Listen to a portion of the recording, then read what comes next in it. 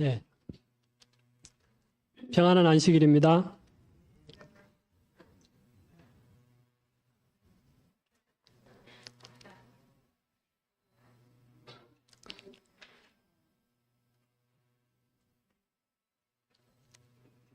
이 사진이 어떤 사진이 좀 소개를 하는 게 좋을 것 같습니다.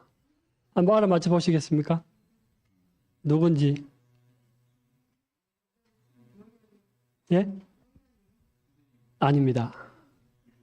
예, 수준입니다.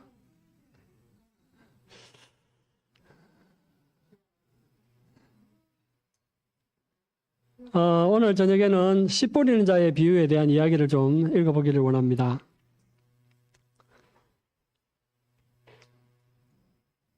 성경 말씀 마태복음 13장에 있는 말씀 여러분들 잘 아시죠?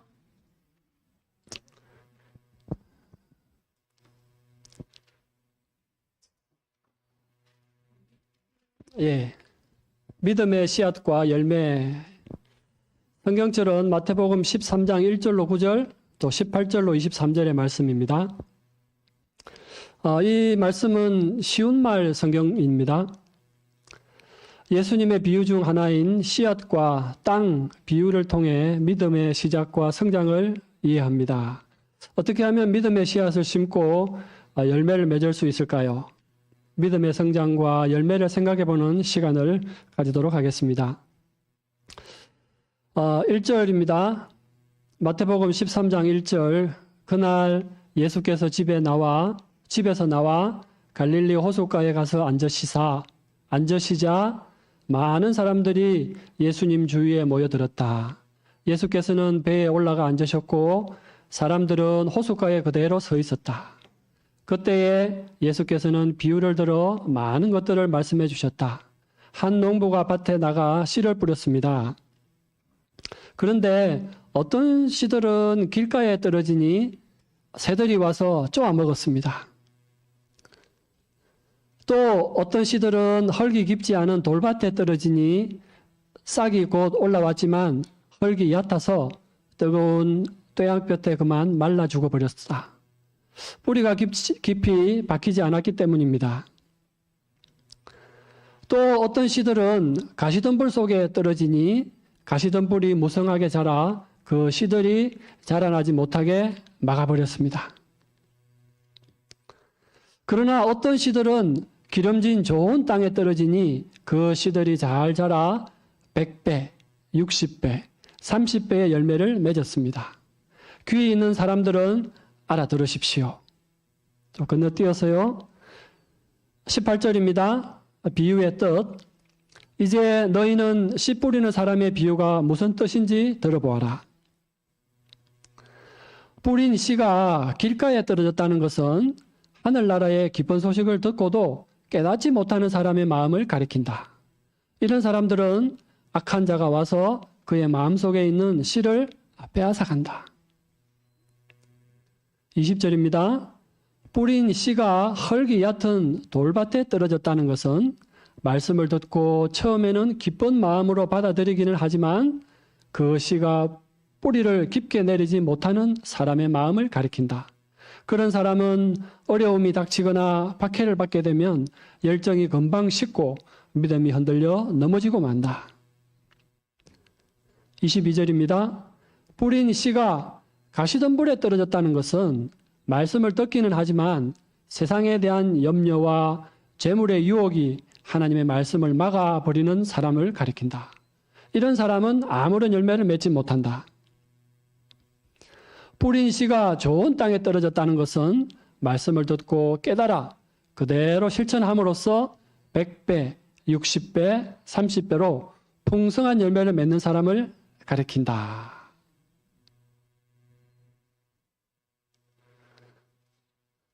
무슨 내용인지 여러분들 너무나 잘 아시는 내용이죠?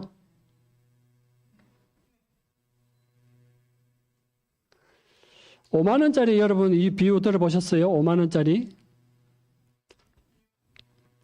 이전에는 $10,000 비유였는데 이전에는 $10,000 비유였는데 갑자기 어느 날 $50,000가 돼버렸더라고요. 오늘 우리 청소년 여러분들이 이 자리에 와 계시는데, 특별히 또 우리 임다운 전도사님이 이 자리에 오셨는데, 환영합니다. 예. 아마 내일 할머니 생신도 있고 하니까 겸사겸사 이렇게 시간이 된 것 같습니다. 제가 뭐 추측한데. 이 5만 원짜리 지폐를 비율을 이야기하면서 제가 좀 하고 싶은 말씀은 우리 청소년들 좀 낙담하기가 쉽지 않을까 싶어요. 내가 지금 처해 있는 상황이 나는 왜 지금 이 상황에 처해 있을까? 좀 이렇게 다른 사람들은 이렇게 잘 하고 잘 대우받고 사는 것 같은데 나는 왜 이런 대우를 받고 살까? 어떤 자신을 자책하고 살지는 않으시나요, 혹시? 어느 대학 교수님이 이 강의 도중에 갑자기 5만 원짜리를 하나 꺼내 들었어요. 그러면서 이렇게 꺼내가지고 막 구기는 거예요. 그래 놓고 이것을 가질 사람 손 들어보세요. 이렇게 했어요. 5만 원짜리를 하나 꺼내서 구겨가지고. 그랬더니 모두가 손을 들었죠? 저도 주십시오. 저도 주십시오. 그럼 다 그걸 본 교수는 갑자기 5만 원짜리를 다시 바닥에 내팽개치고는 또 발로 이렇게 막 밟고 구겨지고 이렇게 신발 자국이 묻을 정도로 이렇게 더러워지게 했어요. 그러고 난 뒤에 교수가 또다시 물었습니다. 이거 가질 사람? 이렇게 질문했어요. 그랬더니 사람들은 이번에도 손을 들었어요. 저도 주십시오. 5만 원짜리 주십시오. 이렇게 손을 들었어요. 그걸 본 교수는 학생들에게 말했습니다. 여러분들은 구겨지고 더러워진 5만 원짜리 지폐일지라도 그 가치는 변하지 않는다는 것을 잘 알고 있는 것처럼 나라는 가치도 마찬가지입니다. 가끔 현재 나의 모습이 내가 기대했던 모습과 큰 차이가 나서 의기소침해질 때가 있나요? 학생들뿐만 아니라 우리 어르신들도 그런 때가 있으십니까? 하지만 나의 가치는 전과 다르지 않습니다. 우리 자존감을 회복하도록 합시다. 그리고 자신의 가치를 증명합시다. 그러면 세상은 합당한 예우를 해줄 것입니다. 그리고 나 못지않게 나도 소중하다면 누구도 소중할까요? 예, 이웃과 친구의 가치도 존중해주면 더 좋겠습니다.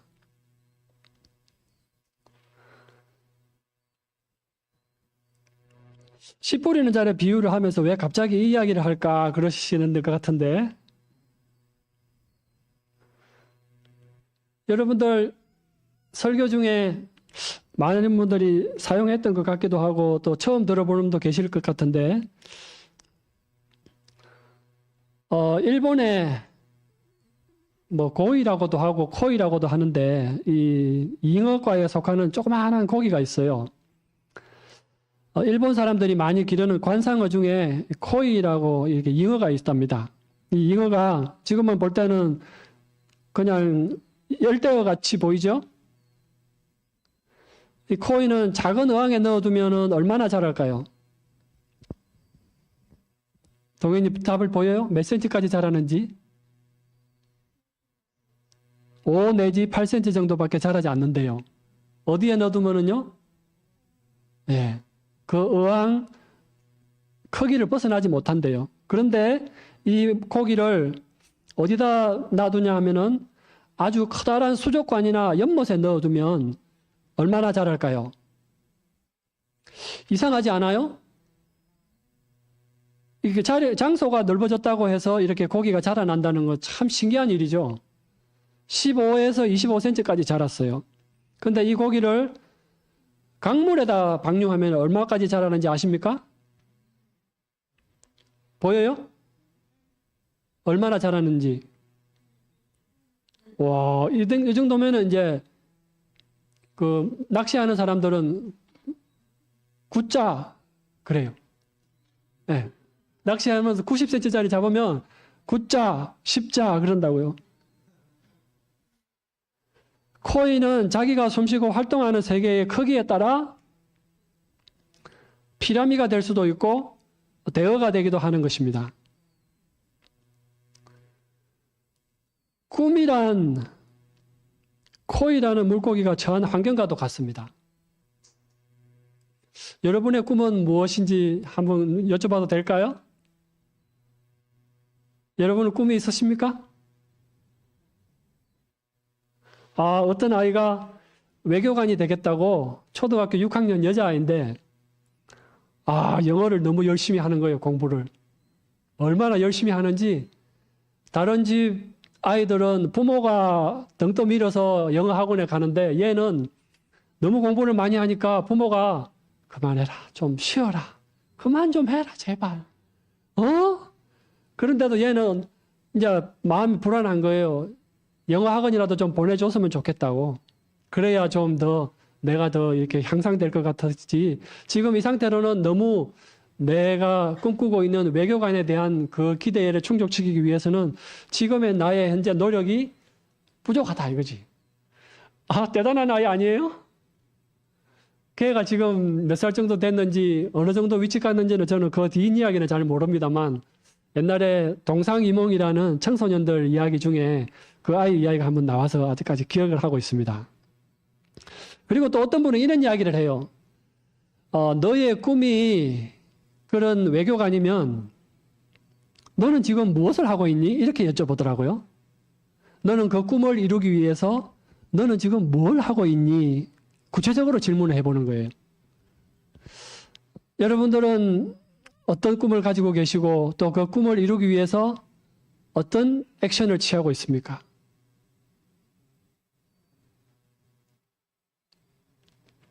꿈의 크기는 제한이 있습니까? 없습니까? 제한이 있어요?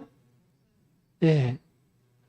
근데 꿈을 높이 잡는 사람하고 그냥 현실적으로 잡는 사람하고 어떨 것 같아요?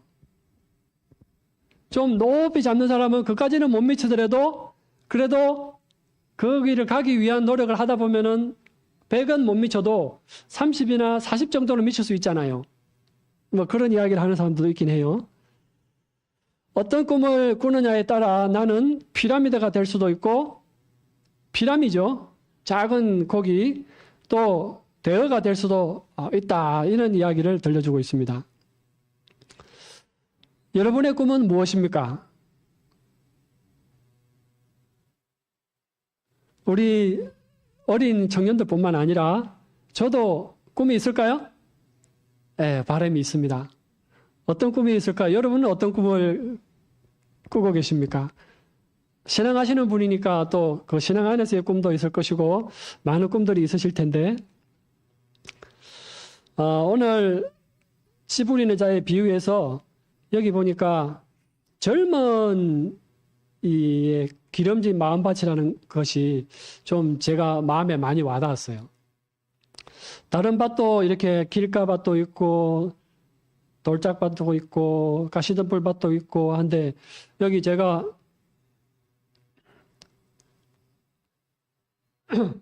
실물교훈 이게 씨 뿌리는 자의 비유를 읽다 보니까 이런 소제목이 있는 거예요. 젊은이의 기름진 마음밭. 저는 계속 공부만 하면서 이 씨 뿌리는 자의 비유를 읽을 때마다 그냥 길가밭이나 돌짝밭이나 가시덤불이나 옥토나만 이렇게 알고 있었는데 젊은이의 기름진 마음밭이라는 소제목을 보고 좀 오늘 많이 생각해보고 또 여기에서 주는 교훈이 있기 때문에 또 이것으로 좀 더 깊이 있게 마음밭에 대해서 본론을 보고 마무리할 그런 계획을 가지고 있습니다. 여기 보니까 청년 시절의 원기왕성함은 뭐라고 그랬어요? 지금 이게 20대 초반, 뭐 10대 후반도 있지만은 우리 동현이도 이제 13세를 넘어서서 이제 14세 중학생이 됐어요. 그러니까 어느 정도 자기 나름대로 이제 할 것 같은 게 있으니까 돈도 자기가 자기 주머니에 넣어놓고 자기가 쓰겠다는 그런 마음이 많이 이제 용솟음 치고 있어요. 예. 그리고 자기가 사고 싶은 것도 아무도 가르쳐 주지 않았는데 어떻게 인터넷으로 사고 편의점에 가서 결제하면 택배로 와요. 그래서 지금 책상도 사고 의자도 샀어요. 자기 돈으로 자기가 선택해서 우리 보고 사달라 그렇게 하지도 않으면서 이제 이렇게 했는데 청년 시절의 원기왕성함은 자기중심적인 야망과 유혹의 시기이다 그래놨어요. 자기 생각한 대로, 자기 판단한 대로 그렇게 실천해 봤어요. 이 시기에는 세속적 성공이 양심을 마비시키고 참된 품격을 이루는 가치를 흐릴 위험이 있다.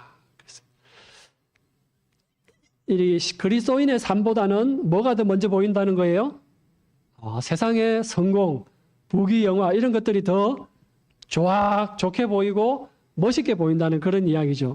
환경이 이를 조장할 때 하나님의 말씀에서 벗어난 방향으로 성장할 수 있다는 경고가 담겨 있다. 부모의 책임은 자녀들이 인생과 진정한 성공에 대한 올바른 견해를 갖도록 하는 데 있으며, 이는 자녀들이 세속적 번영을 추구하는 것이 아닌 높은 인생의 목적을 잃지 않도록 하는 것이다.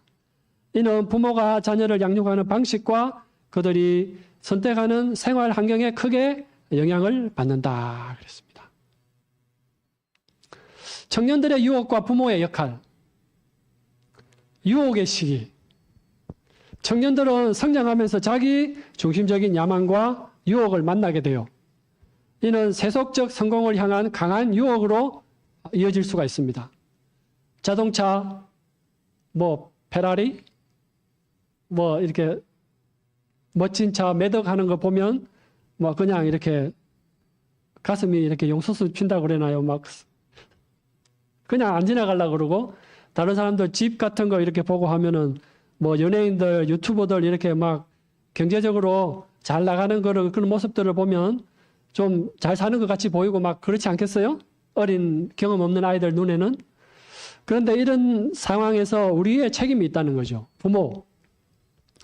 부모는 자녀들이 인생의 참된 성공에 대한 바른 견해를 갖도록 올바른 감화를 줘야 한다 그랬습니다. 세속적 번영보다 더 높은 가치를 추구하도록 인도하는 것이 중요합니다. 이런 데 있어서 환경의 영향이 있어요. 자녀들이 성장하는 환경은 그들의 가치관 형성에 큰 영향을 미친다. 대도시의 세속화와 교만을 조장하는 환경은 자녀들에게 부정적인 영향을 줄 수 있다. 시내 가서 살면 음식 시켜 먹기 좋을 것 같고, 편의점 가까우면 배고프지 않을 것 같고, 시내버스 타면 쌀 것 같고, 전철 있으면 더 쌀 것 같고, 이런 건 편의점, LPG 가스도 쌀 것 같고, 그런 편리한 점들 있을 것 같고, 도시의 삶이 더 편리할 것 같잖아요. 그런 환경에 대한 부러움들 생각하고 그럴 수도 있겠죠. 그러나 부모의 잘못된 선택과 그 결과가 있어요. 이제 요즘 아이들이 초등학교 졸업하면 중학교로 대부분 어디를 가죠? 홍읍이나 원주 시내에 있는 중학교로 이제 아이들이 미리 5학년 때부터 6학년 때부터 전학을 준비해요. 그냥 주소를 옮겨 놓으면 자동으로 그 중학교가 배치가 되거든요. 도시의 위험 중에 하나가 부모가 자녀들의 향락을 사랑하는 마음을 만족시키려 할 때 그들은 쾌락에 대한 욕망을 강화시키는 결과를 초래하게 됩니다. 쾌락 중심의 생활은 자녀들이 게으르고 방종할 습관을 갖게 되며 견실한 그리스도인으로 성장하는 것을 방해한다 그랬습니다. 아무래도 시내 나가서 살면은 제한된 공간에서 살 수밖에 없고, 바깥에 나가면 배우는 게 거리의 교육들, 거리의 전단지, 극장의 간판, 또 그 거리의 상가의 간판들, 그 다음에 그 사람의 업종들, 그런 것들을 보면 사람들이 쉬이 마음이 그쪽으로 향하게 되어 있지 않겠어요? 그러다 보면은 영적인 것에 대한 가치를 어떻게 두게 될까요? 외면할까요? 아무래도 소원하겠죠. 예. 쾌락을 추구하는 생활은 청년들이 영적 가치를 상실하고 신앙에 대한 열망이 식어버리는 결과를 낳는다고 그랬습니다. 교회의 역할과 오락에 대한 태도는 어때야 할까요? 그러면 우리 교회에서는 어떻게 하면 좋을까요? 첫째로 오락에 대한 조장을 경계해야 돼요. 우리 교회에서 오락에 대한 이기적인 사랑을 조장하면 예배당에 대한 존경심과 예배에 대한 경건함이 사라지게 되어 있어요. 예를 들어서 교회에서 자금을 모금하기 위해서 바자회를 한다거나 만찬회를 한다거나 경품 뽑기를 한다든지 등의 방법을 사용하는 교회들이 있어요.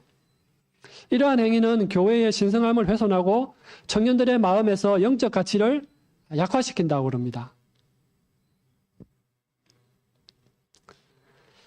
도시 생활의 유혹과 그 영향이 있어요.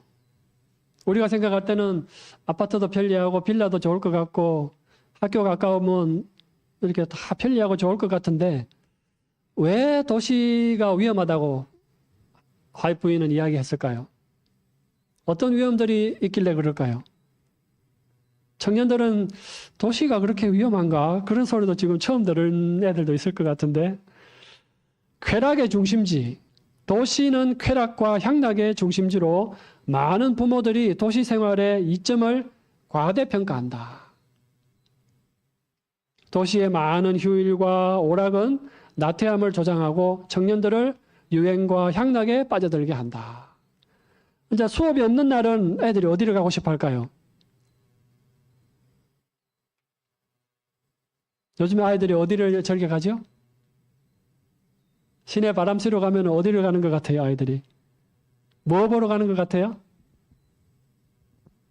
먹으러, 보러, 옷 사러. 어떤 옷이 이쁜지 그런 것 시장에 뭐 이렇게 동향을 살피러 나가는 거 아닌가요? 영적 가치의 상실. 이러한 생활 방식은 청년들이 영적 가치를 잃고 유혹에 쉽게 빠져드는 결과를 낳는다. 그 다음에 이렇게 이제 자꾸 바깥의 세상에 이렇게 취미를 들이고 이렇게 기쁨을 얻다 보면 어떤 결과를 초래하느냐 하면 쾌락을 추구하는 생활은 청년들을 방탕한 생활로 이끌고 보람 있는 생애를 보내기 위한 소질과 욕구를 잃어버리게 해요. 신앙에 대한 열망이 식어버리고 영적 생애가 어두워지며 영적 세계와의 교통 능력이 떨어진다는 거예요. 우리가 운동을 하면 할수록 이게 몸이 건강해지고 이렇게 체력이 왕성해지는데 영적인 우리의 신령한 것도 마찬가지예요. 계속 생각을 하고 훈련을 하면 그 영안이 떠질 수 있는데 훈련이 되지 않으면 도태되는 거예요. 어리석음을 깨닫고 회개하는 이들에게는 하나님의 용서가 있지만 심령에 남은 상처와 위험 부담은 지속된다. 못 모르고 한번 경험했던 거 그냥 용서하고 회개하고 용서함 받으면 끝날 것 같지만은 그 죄의 경험이 남아있단 말이에요. 어떤 사람은 담배를 피워온 경험이 있는데 이렇게 지나가다 보면 담배 냄새가 나요. 근데 지금은 담배를 안 피우지만 그 담배 냄새가 좋을 수도 있고 싫을 수도 있어요. 또 어떤 사람은 이전에 고기를 맛있게 구워 먹던 사람이 이제 이렇게 식당 앞을 지나가는데 요리 냄새가 이렇게 진동을 하면서 지나오는 거예요. 그거를 역겹게 생각할 수도 있는데 먹어본 경험 있는 사람은 이런 유혹에 쉽게 이렇게 넘어갈 수 있단 말이에요. 이게 죄라는 게 그래요. 경험 있는 사람은 이게 맛을 알고 그런 경험이 있기 때문에 그런 환경을 접했을 때 그 생각이 나는 거죠. 그것처럼 내가 회개하고 용서를 받았다고 해도 거기에 대한 상처와 위험 부담은 계속 지속된다 그랬습니다. 그러면 우리 말씀의 교훈을 얻고 마무리하면 좋겠습니다. 성경은 이 세상의 사랑과 육신의 정욕, 안목의 정욕, 이생의 자랑을 경고한다. 이러한 것들은 하나님께로부터 온 것이 아니라 세상으로부터 온 것이며 사람의 마음을 둔하게 만드는 방탕함과 술취함, 생활의 염려로 이끈다. 사도 바울은 부하려고 하는 자들이 시험과 올무에 빠지고 돈을 사랑함이 일만하게 뿌리가 되어 미혹을 받고 믿음에서 떠나게 된다고 기록했어요. 이는 현대 사회에서도 여전히 유효한 교훈으로 영적 성장과 삶의 진정한 가치를 찾는 데 중요한 메시지를 전달하고 있습니다. 여기 숫자가 무슨 성경 몇 장 몇 절인지 한번 찾아보세요. 찾으신 분 말씀해 보세요. 2장 15절. 맞습니다. 요한일서 2장 15절에 이렇게 되어 있어요.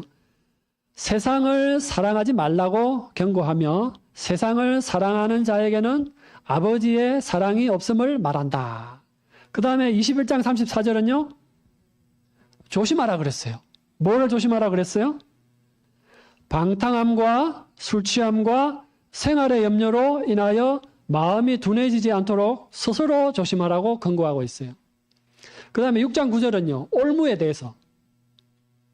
디모데전서 6장 9절 부하려 하는 자들이 시험과 올무에 빠지는 것을 경고하고 있어요. 돈이 필요해. 어떻게 하면 돈을 벌까? 그런 계산하다 보면 돈 많이 주는 대로 가야 될 것 같아요. 요즘에 택배하면은 뭐 최소한 300원 번다는데, 괜찮을 것 같은데, 택배 하다 보면은 한 달, 1년 하다 보면은 이렇게 허리가 다 고장 나가지고 그냥 다른 데로 또 다른 직장으로 이직하고 막 그런다는 이야기 들었는데요. 처음에는 뭐 돈 잘 벌 것 같은데 돈 많이 주니까 한 290만 원, 한 달에 290만 원 준다니까 좋을 것 같은데 막상 가보면 얼마나 힘들겠어요. 그죠? 도시 생활의 위험과 부모의 선택. 도시 생활의 유리한 점을 과대평가하는 부모들. 휴일과 오락의 나태함을 조장할 수 있어요. 도시 생활의 위험. 도시가 소돔과 고모라와 같이 되어가는 현실. 극장이나 경마, 도박, 음주 등의 유혹. 뭐 음주를 하게 되면 또 담배도 피게 되겠죠. 그러면 이렇게 쉽게 간판에 보이는데 보통 낮은 데는 잘 없지요. 3층 이상, 5층, 6층인데 계단으로 올라가는 업장이 있어요. 이제 세가 싸니까 좀 이상한 업종이 이제 오픈을 하는 그런 것도 있어요. 시내 가보면. 서울에만 가도 저 위생병원 앞에 저렇게 길 건너에만 봐도 간판에 보면은 좀 이상한 야릇한 그런 간판들도 막 있고 그래요. 부모의 실망. 부모들이 너무 늦게 자신들의 큰 실책을 후회하게 되면 청년들이 영적 가치를 잃고 유행에 휩쓸리는 결과를 초래할 수밖에 없습니다. 이처럼 참 도시가 눈에 볼 때는 교육을 위해서 간다고 그렇게 말하지만 막상 거기 아이들을 보내놓으면 이렇게 쉽지 않은 환경에 처한다는 것 아시면 좋겠습니다. 결론적으로 이렇게 세 가지만 요약합니다. 파멸, 쾌락을 사랑하는 생애는 결국 이 세상과 오는 세상에서 모두 파멸로 이어질 수밖에 없습니다. 경고, 성경은 세상의 사랑을 경고하며 영적인 가치를 추구하도록 권고하고 있습니다. 올무, 부와 명예를 추구하는 것은 올무에 빠지는 것이며 결국 영혼을 해치는 결과를 가져온다. 예, 오늘 여기까지 하고요. 바라기는 여기 뭐 이제 너무 이게 또 있으면 또 뭐 괜찮습니다. 오늘 제가 이렇게 말씀을 전거했는데요. 여러분들 우리 청소년들을 위해서 제가 이렇게 늘 어른들만 상대한 설교를 하다가 청년들을 위한 이렇게 말씀을 준비해서 이렇게 해봤는데 바라기는 우리 여러분들이 좀 더 미래를 생각하실 때에 오늘의 말씀이 좀 결정하는데 좀 이렇게 생각이 나면 좋겠습니다. 미래를 생각하고 자기의 진로를 결정할 때에 도시의 이런 부와 명예를 또 이런 것을 선택하기보다는 좀 더 신령한 일들을 위해서 어쩔 수 없이 도시에 살다면 할 수 없지만 좀 더 이런 교훈들을 잘 유념하셔서 여러분들의 앞날에 하나님께서 넉넉히 인도해 주셔서 좀 더 영적으로 이렇게 저항력이 있는 그런 도시 생활 어쩔 수 없이 해야 된다면 그런 생활을 하게 되길 바라고 또 우리 어르신들도 자라나는 손주들 또 손자들이 혹시라도 이렇게 여의치 않은 형편 가운데서 살게 된다면 특별히 기도를 많이 해주셔야 되겠습니다. 예, 유혹 많은 세상에 우리 손주 손녀들이 휩쓸리지 않도록 연약한 저들을 붙들어 달라고 또 이렇게 기도해 주시면 좋겠습니다. 기도하고 마치겠습니다. 하늘에 계시는 우리 아버지, 저희들을 사랑해 주셔서 또 이렇게 교훈해 주시니 감사합니다. 아버지께서 귀히 보시는 우리 젊은이들에게 은혜를 베푸셔서 지금은 내가 잘할 것 같고 또 내 마음 먹은 대로 이제 일들이 이루어지는 것을 볼 때 쉽게 판단하고 결정하기 쉽지만은 한 번 더 주님께 여쭤볼 수 있는 우리 청년들 되도록 도와주시옵소서. 주님께서 이 결정을 과연 어떻게 보실까? 한번 헤아려 보는 우리들 되도록 도와주시고 또 우리 어른들에게도 은혜를 주셔서 저희들은 이미 다 50대, 60대, 70대로 자랐지만은 이런 기로에 서 있는 손자, 손녀들을 볼 때에 기도하지 않을 수 없습니다. 아버지, 우리의 연약함들을 붙들어 주셔서 그들을 위해서 기도하게 하시고 또 그들이 바른 선택과 진로를 나아가도록 힘쓰는 우리의 기도 생활이 되도록 도와주시옵소서. 특별히 우리 청년들 좋은 친구 만날 수 있도록 기도합니다. 신앙 안에서 신실한 친구를 만날 수 있도록 복을 허락해 주시고 또 나가서 만나는 영적인 지도자 만나기를 원합니다. 축복해 주시고 또 이성 교제를 할 때에 나를 하늘까지 데려갈 수 있는 남자, 여자를 만날 수 있도록 도와주시옵소서. 그래서 주님 안에서 결혼하여 살 수 있는 그런 복된 삶을 누려갈 수 있도록 도와주시옵소서. 오늘 이 저녁에 우리에게 베푸신 은혜를 감사드립니다. 또 마음은 있지만 이 자리에 함께하지 못하고 방송으로 말씀을 접하시는 분들을 위해서 기도합니다. 주님께서 축복해 주셔서 우리 규례교회에 관심은 많지만 또 이렇게 걸음하기 쉽지 않으신 분들이 오늘 말씀을 은혜 가운데 듣게 하시고 또 그들에게도 결심할 수 있는 마음을 주셔서 오늘의 이 가마가 또 많은 영향을 미칠 수 있는 결과를 불러올 수 있도록 축복해 주시옵소서.